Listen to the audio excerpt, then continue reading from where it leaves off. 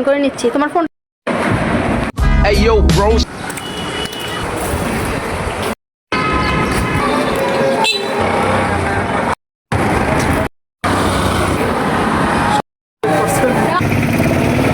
আন্তরিকতা ব্যাপারটা না হচ্ছে মন থেকেই আসে। আন্তরিকতা শব্দটা খুবই ছোট হলেও এটার মূল্য অনেক বেশি। হ্যালো ইব্রান, আসসালামু আলাইকুম। কি খবর সবাই, কেমন আছেন? আশা করছি আপনারা সবাই অনেক বেশি পরিমাণে ভালো আছেন। আজকে আবার একটা নতুন ভিডিও নিয়ে আমি চলে আসলাম আপনাদের মাঝে। আমার লাইফে না স্কুল থেকে শুরু করে ইউনিভার্সিটি পর্যন্ত এসেছি, আর আমার ফ্রেন্ডের সংখ্যা অনেক বেশি। আর অনেকগুলো ফ্রেন্ডের মধ্যেই সবাই যে আন্তরিক তা কিন্তু না, কিছু কিছু ফ্রেন্ড সত্যি অনেক বেশি স্পেশাল। ঈদের দিনের একটা ভিডিওতেই দেখিয়েছিলাম আমার ফ্রেন্ড জয় এবং জাফরিন, তারা হচ্ছে ঈদের দিনই আমার বাসায় এসেছিল। আর আমার ফ্রেন্ড জাফরিন হচ্ছে ঈদের দিনই বলছিল যে চলো আজকে আমার বাসায় চলো, বাট আমরা যেহেতু চাটগাঁয়ে আসো, ঈদের দিন হচ্ছে আমরা অবশ্যই রিলেটিভসদের বাড়িতেই ঘুরতে যাই, যার কারণে হচ্ছে আমি কোনোভাবে ঈদের দিন ওর সাথে বেরোতে পারিনি। ও আমাকে অনেক বেশি জোর করছিল। ঈদের প্রায় 1 উইক পর্যন্ত আমাকে এত মেসেজ করেছে ওর বাসায় কখন যাব এটা নিয়ে। অলরেডি হচ্ছে আমার সাথে রাগই করে ফেলেছিল যে কেন আমি ওর বাসায় যাচ্ছি না। একটা মানুষ কতটা আন্তরিক হলে 1 সপ্তাহ যাবত আমাকে মেসেজ দিতে পারে এবং রাগ করে ফেলতে পারে তার বাসায় কেন যাচ্ছি না এই ব্যাপারটা নিয়ে। একটা মানুষ আমার সাথে এতটা আন্তরিকতা দেখাচ্ছে আর আমি তার বাসায় যদি না যাই তাহলে ব্যাপারটা কেমন হয় না?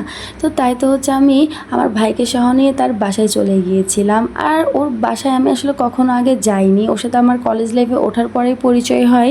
ও প্রায় সময় আমার বাসায় যায়, বাট আমি খুব একটা ওর বাসায় কখনো যাইনি।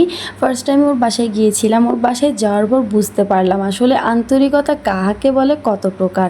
আমাকে এত বেশি আপ্যায়ন করেছে, এত বেশি আদর করেছে। আর ওর আম্মুর কথা তো না বললেই না, আন্টি এত বেশি মানে কি বলবো মিষ্টি করে কথা বলে, এত বেশি আন্তরিক। আন্টি সত্যি অমায়িক একটা মহিলা, আমার কাছে ভীষণই ভালো লেগেছিল। আন্টি হচ্ছে বাসায় এত এত আইটেম রান্না করেছিল, এরপরেও ও হচ্ছে আমার জন্য বাহির থেকে গিয়ে বিরিয়ানি কিনে আনে।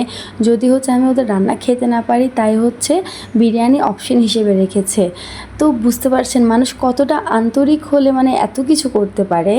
আর খাবারের ভিডিওগুলো হচ্ছে আমি আর নিতে পারিনি, কারণ সেখানে হচ্ছে আদার্স আরও গেস্ট ছিল, যার কারণে আর ক্যামেরাটা অন করিনি সেই সময়। ওর বাসাতে হচ্ছে দুপুরবেলায় খাওয়া দাওয়া করে কিছুক্ষণ রেস্ট করলাম। দেন হচ্ছে ওর বাসা থেকে আর্টিলারি মাত্র 5 মিনিট লাগে হেঁটে যেতে।